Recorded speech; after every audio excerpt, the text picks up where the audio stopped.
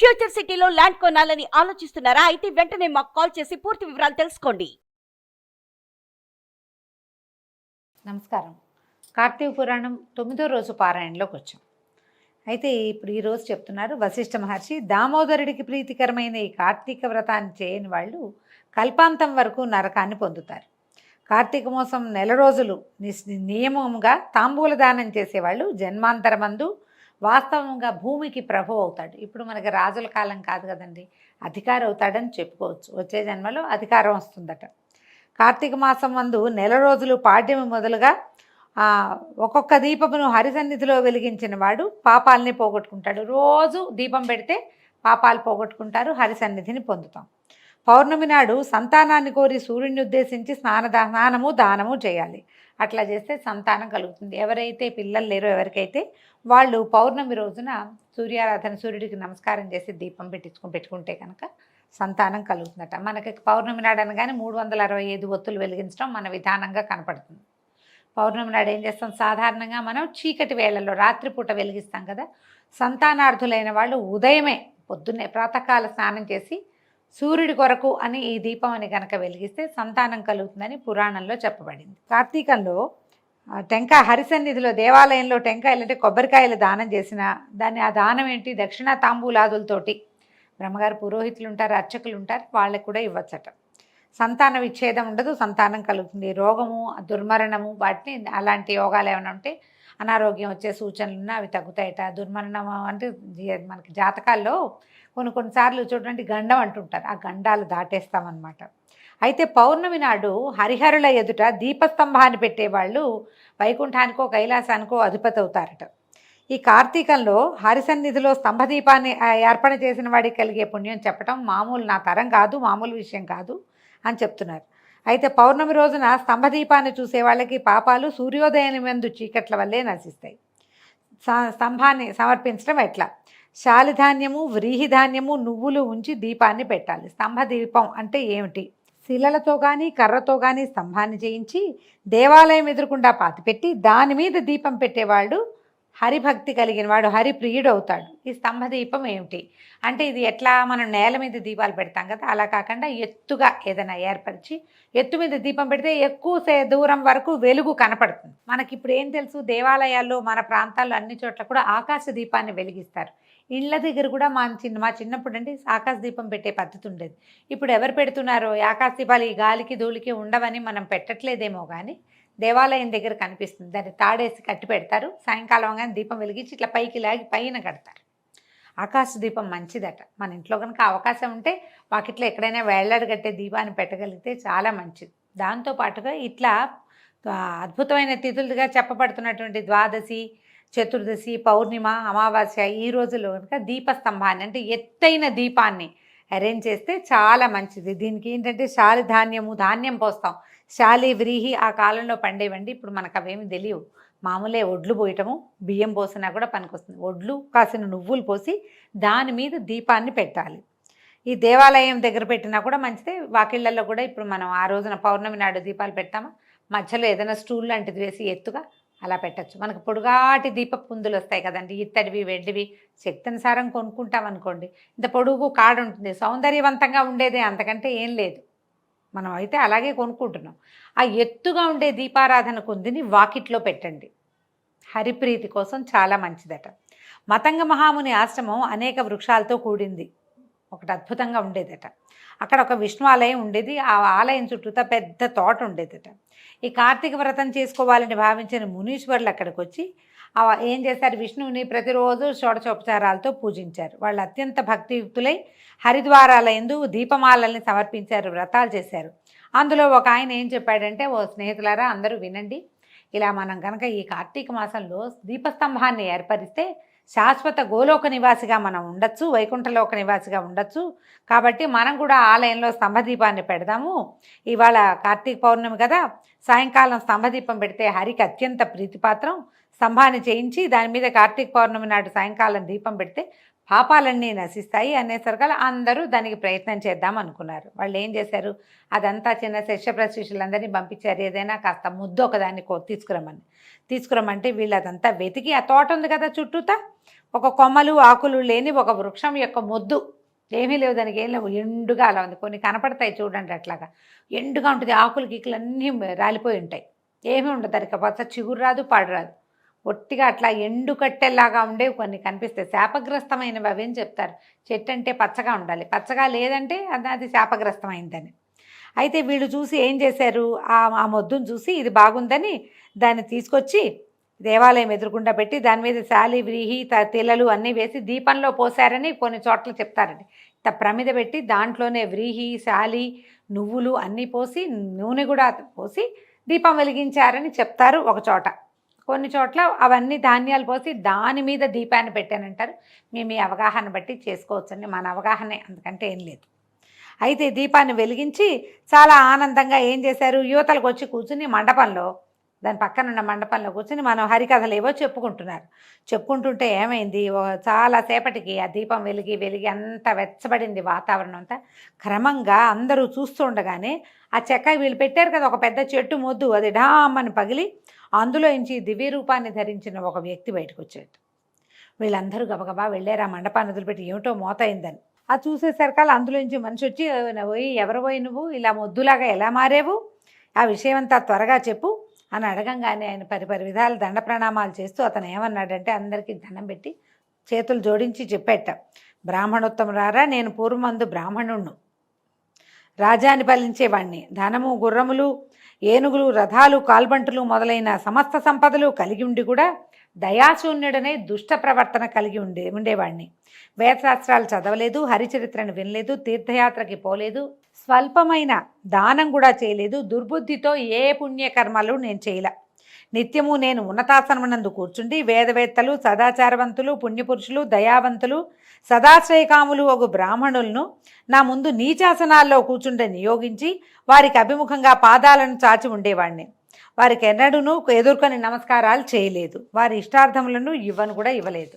పూర్వ సర్వకాలాల్లోనూ వాళ్ళకి ఏనాడు దానం ఇవ్వలేదు. ఒకవేళ ఎప్పుడైనా దానం ఇవ్వక తప్పకపోతే ధనం లేకుండా ధారాదత్తం చేసి రేపు ఇస్తాను అని వాళ్ళ ధారపోయటం, రేపు ధనం ఇవ్వకపోవటం. మాటిస్తారు కొంతమంది, పాతకాలం ఏం చేసేవాళ్ళంటే ధారాదత్తం చేయటం, ధారపోసి రేపు మీకు దానం చేస్తాను అని ధారపోయటం, కానీ రేపొద్దున ఇవ్వకపోవటం, అలా చేసేవాళ్ళు అనమాట. ఇస్తాననేవాడు కానీ నేను ఎవరికి ఏనాడు ఇవ్వలేదు. పైగా బ్రాహ్మణుల దగ్గర ఏమంటే మీ దగ్గర 10 రూపాయలు ఉన్నాయని తీసుకుని నా పని చేసుకునేవాడిని, వాళ్ళు మళ్ళీ తిరిగి ఇచ్చేవాడిని కాదు. ఇట్లా దుర్బుద్ధితో దినాలు గడిపాను. ఆ దుష్కృత కర్మ చేత చచ్చి నరకంలో అనేక యాతనలు పడ్డాను, ఎన్ని ఇబ్బందులు పడ్డానో నేను. ఆ తర్వాత భూమికి వచ్చి 52,000 సార్లు కుక్కగా జన్మించాను. అనంతరం 10,000 మార్లు కాకిగా జన్మించాను. ఆవల 10,000 మార్లు తొండగా జన్మించాను. పిమ్మట 10,000 మార్లు పురుగుగా ఉండి మలాసిగా ఉన్నానంటే మలంలో ఉండే పేడ పురుగుగా జన్మించాడనమాట. తర్వాత 1,000,000 సార్లు వృక్షంగా పుట్టి చివరికి 1,000,000 మార్లు స్థాణువుగా కూడా కాలం గడిపాను. అనేక విధములుగా పాపకర్ముడినైన నాకు ఇప్పుడు అనేక రకాల విధాలైన పాపాలు చేసిన నాకు అనేక విధాలైన జన్మలు లభించినాయి. చివరికి ఇవాళ దుర్లభమైన ముక్తి కలిగింది. దీనికి కారణం ఏమిటో నాకు తెలియలేదు. కాబట్టి మీరు దయావంతులైన మీరు చెప్పండి, మీ దర్శనం వల్ల నాకు జాతి స్మృతి కలిగింది, నేను ఎవరు ఏమిటి అనేది నాకు తెలిసింది, నా పూర్వపాపం ఇట్టిదని పలికి ఇది ఇలాంటి పాపం చేశాను నేనని చెప్పాడు. అదంతా వినేసరికి వీళ్ళంతా ఆశ్చర్యపోయారు. ప్రత్యక్ష మోక్షం ఇస్తుంది కార్తీక మాసము, అప్పటికప్పుడు ఫలితాన్ని ఇస్తుంది. రాతికోయకు కూడా మోక్షం ఇచ్చింది. ఈ పౌర్ణమి చాలా మంచిది, వచ్చే పౌర్ణమి ఇది చాలా విశేషం. ద్వాదశి నాడు పెడితేనే ఇంత అద్భుతమైన ఫలితం ఇస్తే పౌర్ణమి నాడు పెడితే ఇంకా ఫలితం ఇస్తుంది. ఇలాగా రకరకాల మాటలు మాట్లాడుకుంటుంటే అప్పుడు ఇతను అడిగాడనమాట, అయ్యా మతంగ మహర్షిని అడుగుతున్నాడు, మోక్షం దేని వల్ల కలుగుతుంది, ఏం చేస్తే, దేని చేత బద్ధుడవుతాడు, దేని చేత కర్మబద్ధుడవుతుంటాడు, దేని చేత ముక్తుడవుతాడు, దేని చేత ప్రాణులకు ఇంద్రియాలు వస్తాయి, ప్రాపకమైన జ్ఞానం ఎట్లా కలుగుతుంది, ఇదంతా నాకు చెప్పండి అంటే అప్పుడు ఈ మునీశ్వర్లలో ఉన్నటువంటి అంగిరస ముని అనే ఆయన్ని, అయ్యా మీరు చెప్పండి అంటే ఆయన ఇలా చెప్పడం మొదలుపెట్టాడు. ఒకప్పుడు కైలాసంలో పార్వతీదేవికి శివుడు పరమేశ్వరుడు ఆనతిచ్చిన విషయాలనే ఇప్పుడు నీకు చెప్పబోతున్నాను. ఏం చెప్తున్నారు, కర్మబంధము ముక్తి, కార్యము కారణము, స్థూలము సూక్ష్మము, ఇట్లా ద్వంద్వ సంబంధిగానే దేహం ఉంటుంది. జీవుడంటే ఎవరో కాదు, వేరే ఎవరో కాదు, నీవే. అప్పుడు నేనెవరిని అని నిన్ను నువ్వు ప్రశ్నించుకుంటే నేను బ్రహ్మనై ఉన్నాను, ఇది నిశ్చయము అన్న సమాధానం వస్తుంది. నేనెవరు అని ప్రశ్నిస్తే అహం బ్రహ్మాస్మి అని సమాధానం వస్తుంది. నేను ఇంతకుముందు లేను. రేపు ఉంటానో ఉండనో నాకు తెలీదు. నేను ఇప్పుడు నిత్యుడుగా ఉన్నాను, నేను ఇప్పుడు ఉన్నాను. ఈ నేనేనా అంటే చెయ్యినేనా, ముక్కునేనా, కాళ్ళనైనా, కన్నునేనా అంటే అదేది నేను కాదు. చెయ్యి లేకపోయినా ఉంటాం, కాళ్ళు లేకపోయినా ఉంటాం, కన్ను లేకపోయినా ఉంటాం. ఏది లేకపోతే ఉండం మనం, అదే బ్రహ్మం. అప్పుడు నీకు తెలుస్తుంది, అప్పుడు నీకు అర్థమవుతుంది అహం బ్రహ్మాస్మి, నేను భగవంతుడి యొక్క స్వరూపాన్నే తప్పిస్తే నేను వేరు కాదు. ఇప్పుడు నేను దేని చెప్పుకుంటున్నానో అది కేవలము ఒక చొక్కా మాత్రమే. ఈ చొక్కా విప్పి నేను ఇంకొక దేహాన్ని అనుసరిస్తాను, ఇంకో దేహం వైపుకు వెళ్తాను. ఆ దేహం కూడా అదేదో అవతారమూర్తిగా ఉన్న దేహం కాదు. మళ్ళీ గర్భస్థ శిశువుగానే నేను పురుక్కో, పుట్రకో, ఎలుక్కో, పిల్లికో, కుక్కకో, లేకపోతే మనిషికేనో మళ్ళీ రూపధారిగా అవుతాను. ఈ రూపధారిగా ఉండటానికి ఇది నేను అక్కడ ప్రవేశిస్తేనే ఆ రూపధారిని అవుతాను. అంటే రూపము నేను కాదు, నేను వేరు. నేనెవరంటే అహం బ్రహ్మాస్మి అనే సమాధానం లభిస్తుంది. ఎవరికైనా సరే ఆ బ్రహ్మ పదార్థం ఏమిటో తెలియాలి కదా. ఆ తెలియటానికి ఏమిటంటే అప్పుడు ఇతను అడిగాడనమాట, ఈ పదార్థ జ్ఞానం ఎలా కలుగుతుంది, నేను బ్రహ్మని, నేను భగవంతుడి యొక్క స్వరూపాన్ని అని ఎలా తెలుస్తుంది? ఈ కష్టాలన్నీ నావే, ఈ సుఖాలన్నీ నావే, ఈ ప్రజ్ఞంతా నాదే, ఈ కష్ట నిష్ఠూరం అన్నీ నావే. ఏదైనా సమస్య వస్తే మాత్రం దేవుడా ఇలా ఎందుకు చేశావు అని మాత్రమే నేను అడుగుతాను అనుకుంటాం మనం. కానీ ఇది నేను అవునో కాదో మనకెట్లా తెలుస్తుంది? ఈ పదార్థం నేను అనేది లోపల ఎవడైతే ఉన్నాడో అతడే బ్రహ్మ అని మనకి ఎట్లా తెలుస్తుంది అని అడిగితే ఇప్పుడు అంగిరసులు చెప్తున్నారు. చాలా పెద్ద మ్యాటర్ అండి, ఉన్నదే చదువుతున్నాను నేను. అంతఃకరణానికి, తద్వ్యాపారాలకి, బుద్ధికి సాక్షి సత్తు చిత్తు ఆనందరూపి అయిన పదార్థమే ఆత్మ అని తెలుసుకో. దేహము కుండవలే రూపాధివత్తుగా ఉన్న పిండశేషము ఆకాశాది పంచభూతాల వల్ల పుట్టింది అయిన కారణంగా ఈ శరీరము ఆత్మేతరమైనదే తప్ప ఆత్మ కాదు. సింపుల్గా చెప్పుకుందామండి, రకరకాల పదార్థాలతో మన శరీరం తయారవుతుంది, కానీ ఈ శరీరము ఆత్మ కాదు. మరణించినప్పుడు శరీరం తగలబడిపోతుంది, లేదా మట్టిలో కలిసిపోతుంది. ఏదో ఒక రకాల విధానాల వల్ల, ఆయా జాతుల విధానాల వాళ్ళతోటి మట్టిలోకి వెళ్ళిపోతుంది. కానీ ఈ శరీరాన్ని నిలబెట్టి ఉన్నది ఏదైతే ఉందో అది చిలక లేచిపోయిందంటాం మనం, హంస వెళ్ళిపోయిందంటారు. హంస లేచిపోయింది, చిలక లేచిపోయింది. ఈ లేచి వెళ్ళిపోయినటువంటి చిలుకో హంసో ఇంకొక స్వరూపాన్ని తీసుకుంటుంది. అది తనంతట తను తీసుకోదు.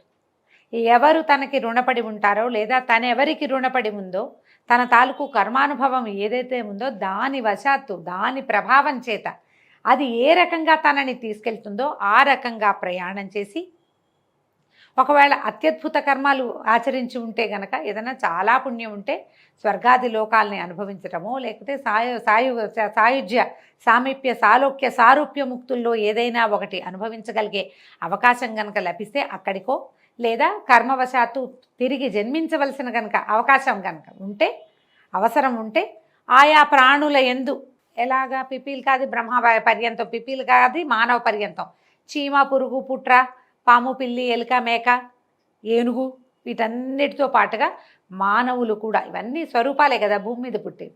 అక్కడ సృష్టికి స్వరూపంగా అక్కడ మళ్ళీ జన్మిస్తుంది, అక్కడ జన్మిస్తాం మనం.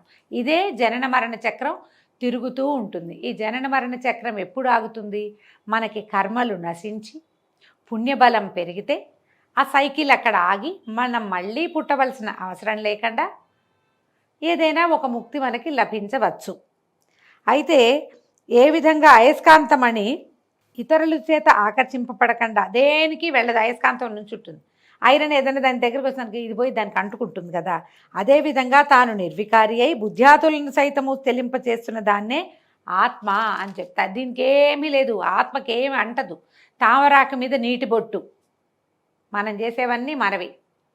ఈ ఆత్మ బ్రహ్మ పదార్థం ఏదైతే ఉందో దానికి ఏది అంటదో అది అలా నిశ్చలంగా మనల్ని చూస్తూ ఉంటుంది, తన దారిని తను వెళ్తుంది. ఈ పంచకోశాలతోటి పుడతామా మనం, అన్నమయ, మనోమయ, ఆనందమయ, 5 కోశాలు ఉన్నాయి. ఈ కోశాలలో కొన్ని ఆత్మను అనుసరిస్తాయి, కొన్ని మనని అనుసరిస్తాయి. ఇందులో ఒకటి వెళ్ళిపోయి నరకంలో మనం చేసిన పనులకి శిక్షను అనుభవిస్తుంది, లేదా స్వర్గంలో మనం చేసిన పుణ్యాలకి దాన్ని అనుభవిస్తుంది. ఇట్లా విచిత్రంగా చెప్తారండి. ఇది ఎలా ఉంటుందంటే అందులోకి వెళ్తే కానీ మనకు అర్థం కాదు, వెళితేనే అర్థమవుతుంది. ఆ వెళ్ళాలి అంటే ఈ ప్రాపంచికమైన వ్యవహారాల మీద దృష్టి తగ్గిపోవాలి. మనకేమనిపిస్తుందంటే తెల్లవారితే ఆకలిస్తుంది, రాత్రి అయితే నిద్ర వస్తుంది. ఈ ఆకలిని నిద్రని మన పుట్టినవాడు జంతువు కూడా జయించలేరు. వాటిని జయించినప్పుడు మనకి ఇది అర్థమవుతుంది. దానికోసమనే మనకేం చేస్తారు, ప్రతి సంవత్సరం అంతా ఇలాగే ఉపాసన కాండ నడుస్తూ ఉంటుంది. ఈ రోజుల్లో ఈ పూజ చేయాలి, ఈ రోజుల్లో ఇది చేయాలి, ఈ రోజుల్లో ఉపవాసం ఉండాలి, ప్రతిరోజు నిత్యము ఇవి తప్పనిసరిగా చేయాలి, ప్రతివాడు దేవాలయ దర్శనం చేయాలి. ఇవన్నీ ఎందుకు చెప్తారంటే ఈ రోజువారీ వ్యవహారాల్లో నుంచి అప్పుడప్పుడు అయినా అసలు నేను ఎవరనే ప్రశ్న మనకు వచ్చేదాకా మనం ఇవి చేసుకుంటూ ఉండాలి. అందుకని ఏటా కార్తీక మాసం వస్తుంది.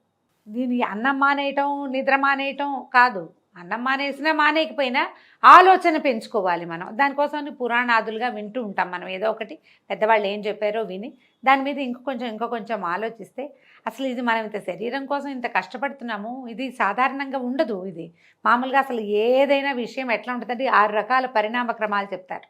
అసలు ఉండదు. మొదట మనం ఉన్నామా, లేము, ఎవరు లేరు ఇక్కడ, కానీ మనం పుట్టాం, మనలాగానే ప్రపంచం అంతా పుట్టింది. చూడండి, రెండోది పరిణామ క్రమంలో ఈ పుట్టింది ఏమైంది, ఇంత పుట్టాము, ఇంత ఉన్నాము లోపల, తర్వాత ఇంత అయ్యాము, 3 కేజీలు 2 కేజీలు అంతే ఉండిపోయామా, ఉండిపోలే, పెరిగాం కదా. ఇది 3వ పరిణామ క్రమం, పెరగటం. మీరు చెట్టు విత్తనం చూడండి, అది కూడా అంతే, మొదట ఏమి ఉండదు, తర్వాత వస్తుంది, తర్వాత పెరుగుతుంది. ఈ పెరిగిన తర్వాత ఏమవుతుంది, కొంత పెరిగాక బాగా వికసిస్తుంది. మనం కూడా అలాగే మంచి వికాసాన్ని పొందుతాం. ఈ 10 ఏళ్ళు 9 ఏళ్ళు అప్పుడు ఉన్నట్టుగా మనం 19, 22, 26కు ఉండం కదా. చాలా వికసించి అత్యద్భుతంగా బలంగా సౌందర్యవంతంగా చిన్నప్పటిలాగా కుతుకుతుమని ఊరికూరికి అనారోగ్యాలు రాకుండా పరిపూర్ణ వికాసంగా పరిపూర్ణ మానవులుగా పరిణమిస్తాం, పెరుగుతాం, మనం వికసిస్తాం. తర్వాత ఏమవుతుందంటే 50 వచ్చేసరికల్లా మెల్లిగా మోచేతుల దగ్గర స్కిన్ జారిపోతుంది, చెంపల కిందకి వస్తాయి, తలకాయ తెల్లబడుతుంది, కళ్ళ కింద చారులు వస్తాయి. ముందు ఇంతంత అన్నం తినేవాళ్ళం ఇంత అన్నంలోకి వస్తాము, మెల్లిగా క్షీణించడం మొదలు పెడుతుంది. చివరికి ఏమవుతుందంటే 6వ క్రమం చిలక లేచిపోతుంది. మీరు పువ్వు దగ్గర నుంచి ఆకు దగ్గర నుంచి ప్రతి విషయాన్ని చూడండి, అంతా ఇదే. కానీ మనం ఏమనుకుంటామంటే మనమగానే ఉన్నాం, ఇదంతా శాశ్వతం, ఇదంతా మామూలుగానే ఉంది, ఇదంతా మందే, ఈ ప్రజ్ఞ అంతా మందే, ఇదంతా మనమే చేసాం, మన తెలివితేటలతోటే ప్రపంచం నడుస్తుంది, మన సైన్సే, మన సోషలే, మన ఆస్ట్రానమీయే పనిచేస్తుంది అనుకుంటాం. ఏమీ లేదు, మనం పుట్టాం, ఉండం, పుడతాం, పోతాం, ఇంతే. ఇది శాశ్వతమైనది.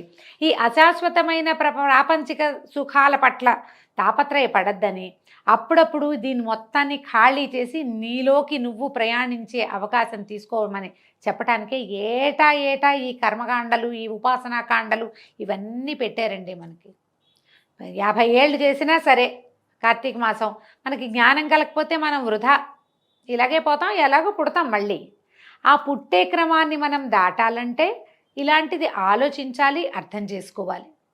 ఈ ఆలోచన కోసమనే మనకి పురాణాల్లో ఇలా చూడండి, ముందంతా ఏదో ఆటకైతనపు కథల్లాగా కనపడుతుంది. క్రమంగా మనకి ఉపాసన ఇది వచ్చేసింది. నిన్ను నువ్వు తెలుసుకో, ప్రత్యేగాత్మ భగవంతుడెవరు, నీ నుంచి ప్రత్యేకమైన వాడెవడు, నువ్వెవడివి, ఇలాంటి ప్రశ్నల్ని అడిగేవాళ్ళు చెప్పేవాళ్ళు కూడా మనకి కనిపిస్తారు. అందుకని ఏం చేయమంటున్నారు, దీన్ని తెలుసుకోవాలి. అహం బ్రహ్మాస్మి అనేది నేనే భగవంతుని యొక్క స్వరూపాన్ని అనేది మనకి అర్థమయ్యే వరకు ఏం చేయాలి, శమదమాది సాధన సంపత్తితో శ్రవణ మననాదికాల్ని ఆచరించాలి. ఈ శమము దమం, నిశ్శబ్దంగా ఉండటం, ప్రశాంతంగా ఉండటం, పూజ చేసుకోవటం, ధ్యానం చేసుకోవటం, నియమంగా ఉండటం, పొద్దున్నే లేవటం, సూర్యోదయాత్ పూర్వమే లేవాలి. దానికి స్నానం ఏం చేయాలంటే ముందు రోజు రాత్రి పెందరాళే పడుకోవద్దు మనం. అంటే మన జీవితానికి ఒక నియమం ఉండాలి. తప్పనిసరిగా ప్రతిరోజు ఒకే విధానాన్ని అవలంబించాలి.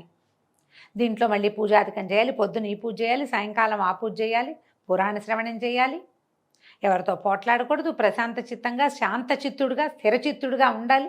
ఇవన్నీ ఏటా చేయిస్తారు. ఏటా చేస్తాం, స్థిర చిత్తం లేదు, శాంత చిత్తం లేదు, ఇంకేమీ లేదు మనకి. కార్తీకంలో చేయవలసిన మాటలు మాట్లాడతాం కానీ అసలు చేయవలసిన క్రియ ఏమిటో అది మనం ఆలోచించాం. ఎప్పుడో కుదురుతుందండి, మనకు కూడా ఎప్పుడో ఒకప్పుడు కుదురుతుంది. అది ఏనాడైనా కుదరచ్చు. కొంతమందికి 10 ఏళ్ళకి వచ్చినట్టు రమణ మహర్షిలాగా చిన్నతనంలోనే రావచ్చు. మహానుభావులు కోటికి ఒకరు ఉంటారు అలాంటి వాళ్ళు. లేదా కొంతమంది 25-30 ఏళ్ళకి తెలియచ్చు, 50 ఏళ్ళకి తెలిసినా నయం, 70కి తెలిసినా నయమేనండి. కొంతమందికి 90 ఏళ్ళ దాకా సంసార తాపత్రయం ఉంటుంది. ఆ 90 తర్వాత కూడా జ్ఞానం కలగచ్చు. లేకపోతే మళ్ళీ వాళ్ళ ఇంట్లోనే మునిమనవుడుగా పుడతాడు, ఆయన ఈయన మనవడుగాను. అంతే. సంసార తాపత్రయం అంటే పుడతాం. తాపత్రయాన్ని అణుచుకోగలిగామా మనం ఇందులోకి ప్రవేశిస్తాం. అందుకని ఏం చేస్తున్నారు, శ్రవణ మననాధికాలని ఆచరించమంటారు. బాగా వినండి, విన్నదాన్ని మననం చేసుకోండి, మళ్ళీ మళ్ళీ దాని మీద ఆలోచించండి, నామపారాయణ చేయండి. భగవన్ నామం ఒట్టి నోటితోటి ఉచ్చరించకుండా నామం తాలూకు అర్థంలోకి ప్రవేశించండి. లోపలికి వెళ్ళటం, లోపలికి దారి, లోపలికి ప్రయాణం ఏమిటి అనేది ఆలోచించాలి. తర్వాత ఏం చెప్తున్నారు, అందుకని ఇప్పుడు ఎప్పుడైతే మనకి శృతి వలననో అంటే ఏదైనా బాగా విని విని విని క్రమంగా అర్థమయ్యో, లేదా గురు కటాక్షం వల్ల, ఎవరైనా మనకు ఆధ్యాత్మిక గురువు యొక్క కటాక్షం వల్ల దాని అంతటే తాదాత్మ్య బోధ స్థిరపడుతుంది, తెలుస్తుంది ఎప్పుడో ఒకటి మనకి, ఇది మనం కాదు, ఈ శరీరం మంది కాదు, నిష్కామ కర్మ ఏమిటి అనేది మనకు అర్థమవుతుంది. అప్పుడు ఈ వర్తమాన సంసారం లంపటం దానికి అదే పుట్టుకుని తెగిపోతుంది. అయినా కొంతకాలం ప్రారంధ కర్మ పీడిస్తుంది, కొంతకాలం అది కూడా క్షయం అవ్వడంతో పునరావృత్తి రహితమైన స్థాయిని చేరుతాం. దాన్నే ముక్తి లేదా మోక్షం అంటాం. అందువల్ల ముందుగా చిత్తశుద్ధి కోసం కర్మిష్ఠులుగా ఉండి తత్ఫలాన్ని దైవార్పణం చేస్తూ ఉండటం వల్ల ప్రారబ్ధాన్ని అనుసరించి ఆ జన్మలోనే కానీ లేదా ప్రారబ్ధ కర్మఫలము అధికమైతే మరు జన్మలోనైనా వివిధ మోక్ష విద్యాభ్యాసన పరులై జ్ఞానులై కర్మబంధాన్ని తెంచుకుని ముక్తులవుతారు. నాయన బంధించేవి ఫలవాంఛిత కర్మలు, ముక్తినిచ్చేవి పరిత్యాగ కర్మలు. ముక్తినిచ్చేవి నాకు అది కావాలి, ఇది కావాలి, ఇది కావాలి, అది ఇస్తా, ఇది ఇస్తా అని దేవుణ్ణి అడిగి ఈ కార్తీక మాసంలో ఉపవాసం ఉంటే పరమేశ్వర నువ్వు ఐశ్వర్యకారకుడు, నాకు ఐశ్వర్యాన్ని ఇవ్వు అని అడిగితే ఐశ్వర్యం, నువ్వు ముక్తి ప్రదాతవి, నువ్వు ముక్తి నివ్వు అని అడిగితే ముక్తికి వెంటనే మార్గం రావచ్చు, తదుపరి జన్మల్లో అయినా రావచ్చు అని చెప్పారట. అయితే ఈ ఉద్భూత పురుషుడు కర్మని గురించి అడుగుతున్నాడనమాట. ఈ కర్మలు ఏమిటి, ఎట్లా ఉంటాయి ఏంటంటే, దీనికి సుఖదుఖాది ద్వంద్వాలన్నీ దేహానికే నాయనా, తదతీతమైన శరీరానికే ఇవన్నీ, ఆత్మకి లేవు. ఎవడైతే ఆత్మ అనాత్మ సంశయగ్రస్తుడిగా ఉంటాడు, నేనెవరో ఈ లోపల ఉన్నవాడెవడో తెలియదు, వాడికి చేసుకుంటూ పోతూ ఉంటాడు, వాడు మాత్రం కర్మలు చేసి తద్వారా చిత్తశుద్ధిని పొందిన వాడే ఆత్మజ్ఞాని కావాలి. దేహధారి అయిన వాడు తన వర్ణాశ్రమ విద్యుక్తాలైన స్నాన శౌచాధిక కర్మలను తప్పకుండా చేసి తీరాలి. దీనికి మనం ఎప్పుడు చెప్పుకుంటామండి, స్వధర్మ నిధనం శ్రేయ, స్వధర్మ నిధనం చేయాలి. మీరు ఒక ఇంట్లో పుట్టారు, ఆ ఇంట్లో కార్తీక మాసం ఆచరిస్తారు, అబ్బా నాకు ఇవన్నీ బోరబ్బా అని మానేయకూడదు, చేయాలి. మీ ఇంట్లో అదేదో పద్ధతి ఉంది, అక్కడెక్కడో గుళ్ళోకి వెళ్ళి అక్కడ దీపం పెట్టొస్తారు మీ నాయనమ్మ తాతమ్మ అందరూ అక్కడ పెట్టి వెళ్ళాలి. మనం కూడా దాన్ని మానకూడదు. మనం ఎక్కడ పుట్టామో ఎక్కడ ఉన్నామో దానికి తగిన విధి విధానాల్ని అనుసరించి తీరాలి. క్రమంగా ముక్తిని పొందే మార్గం అది. నీకు ఇంకేం తెలీదు, పరబ్రహ్మ లేదు, ప్రత్యేగాత్మ లేదు, మనకు అసలు అర్థమే కాదు అది. కానీ ఏమర్థం అవుతుంది, మన తాత నాన్న చేశారు, అదే మనం కూడా చేయాలి. నాన్న మన తాతకి కర్మలు చేశారు, తాతకి తద్దినం పెట్టారు, మనం తండ్రికి చేసి తీరాలి. మా నాన్న అవన్నీ చేశాడు, పాతకాలం పద్ధతులు నేను చేయను అని అనకూడదు, చేయమని చెప్తున్నారనమాట. స్నానం చేయకుండా చేసే ఏ కర్మైనా ఏనుగు తిన్న వెలగపండులాగా నిష్ఫలమైపోతుంది. అందులోనూ బ్రాహ్మణులకి ప్రాతస్నానము వేదోక్తంగా ఉంది. ప్రాతస్నానం చేయలేకపోతే సూర్య సంచారం రోజువారీ చేయలేరు. సూర్య సంచారం ఉన్నటువంటి తులా కార్తీక మకర మాఘ మేష వైశాఖాల్లోనైనా చేయాలి. సూర్యుడు సంచారంలో ఉంటాడు, ఇప్పుడు తులారాశిలో ఉన్నాడు కదా. కార్తీకము మాఘము, కార్తీక తులయేమో కార్తీక మాసంలో, మకరంలో సంచారమేమో మాఘమాసంలో, మేషంలో సంచారమేమో వైశాఖ మాసంలో అయినా సరే పొద్దున్నే స్నానం చేయి. మిగిలిన నెలలు మీ ఏర్పాటు మీది, అర్ధరాత్రి ఉద్యోగాలు అయితే చేయగలిగేది ఏం లేదు, పొద్దున్నే చేయలేము, అనారోగ్యం. ఈ ప్రత్యేక మాసాల్లో అయినా చేయాలి. తర్వాత ప్రాతకాలాలు ఇలా స్నానం చేస్తే వైకుంఠం లభిస్తారట. చాతుర్మాస్యాది పుణ్యకాలాల్లో, సూర్యచంద్ర గ్రహణాల్లో, పర్వాలలో, అలాంటి పర్వదినాల్లో స్నానం చాలా ముఖ్యమైనది. గ్రహణంలో గ్రహణకాల స్నానమే ముఖ్యము. సర్వకాలాల ఎందును బ్రాహ్మణులకు, పుణ్యకాలాల్లో సర్వ ప్రజలకు, సర్వకాలాల్లోనూ బ్రాహ్మణులు చేసి తీరాలండి. మిగిలిన జాతులందరికీ కూడా మనం అదే కదా మాట్లాడుకుంటామండి. కులాల పేరు ఎత్తుతున్నాను పురాణంలో అనుకోకండి, అందులో ఏం చెప్పారో మనం అది చెప్పుకోవాలి, అందుకని ఆ పదాలు చెప్తున్నాను అంతే. అందరికీ ఎవరికైనా సరే స్నానం, సంధ్య, జపం, హోమం, సూర్య నమస్కారాలు తప్పనిసరి. పొద్దున్నే లేచావు, సూర్యుడికి ఒక నమస్కారం పెట్టు తప్పకుండా. సూర్య నమస్కారం అనేది ఏంటంటే, మనకి తూర్పు తిరిగి దండం పెట్టు అని చెప్పరా అండి, మనకి చెప్తారు కదా ప్రతి మామూలు సామెత. తూర్పు తిరిగి దండం పెట్టు, పని అయిపోతుంది. ఎప్పుడైనా ఒకసారి దేవాలయం వెళ్ళాలి, ఎప్పుడైనా ఒకసారి పుణ్యతీర్థాలకు వెళ్ళాలి, ఎప్పుడైనా ఒకసారి నదీ స్నానం, ఎప్పుడైనా ఒకసారి సముద్ర స్నానం, ఎప్పుడైనా ఒకసారైనా దీపారాధన మనిషన్న వాడు చేసి తీరాలి అని చెప్తున్నారు. నువ్వు ఎలాంటి చేస్తావో, ఎలాంటి దైవ కార్యం చేస్తావో, ఎలాంటి ధర్మకార్యం చేస్తావో, ఏ రకమైన దానం చేస్తావో అది పూర్తిగా నీదే పద్ధతి. ఇవి చేస్తే మంచిది, ఏదో ఒకటి చేయి కనీసం, అది విధానం. స్నానాన్ని వదిలిపెడితే కర్మభ్రష్టుడిగా జన్మిస్తారట. బోలెడన్ని చెప్పారండి. ఈ కార్తీకంలో కార్తీక దామోదరుడి కంటే దైవం లేడు. మిగిలిన నెలలు చేయలేకపోయినా ఈ ఒక్క నెలలో అయినా పొద్దున్నే స్నానం చేసి విష్ణువారాధనో శివారాధనో చేసుకోమంటున్నారు.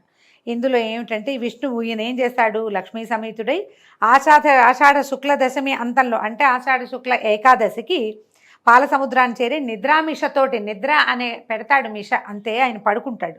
పునః హరిబోధిని అనేటువంటి కార్తీక శుక్ల ద్వాదశి నాడు నిద్రలేస్తాడు.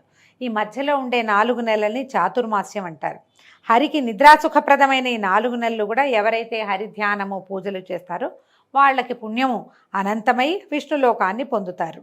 అయితే పూర్వం ఒక పురాణ రహస్యం గురించి చెప్తున్నారు. కృతయుగంలో ఒకసారి ఆయన లక్ష్మీదేవితో సహా పాలకాడల్లో సింహాసనాన్ని అధిష్ఠించి ఉంటే నారదుడు వెళ్ళొచ్చి ఈ మానవులంతా ఇలా ఉన్నారు, నానా రకాలుగాను ఉన్నారు, భగవంతుడిని తెలుసుకోలేకపోతున్నారు వాళ్ళు, అంటే ఎన్నో యుగాలు తిరిగినాయన్నమాట. తిరుగుతూ ఉన్న క్రమంలోనే కృతయుగంలో అడిగితే అప్పుడు విష్ణువు ఏమన్నాడంటే మానవులని మనం పరీక్షిద్దాం, మానవులకి కొంత జ్ఞానబోధ చేద్దామని లక్ష్మీ సమేతుడై ఆయన గంగా తీరంలో ఒక తీర్థానికి చేరాడట. ఆ తీర్థానికి చేరిన తర్వాత విష్ణువు ఎలాంటి భావాల్ని పొందాడు, ఆయన ఎలాంటి మోక్షప్రదమైన విషయాలని మానవులకి తెలియజేశాడు. మనం రేపటి భాగంలో తెలుసుకుందామండి. నమస్కారం.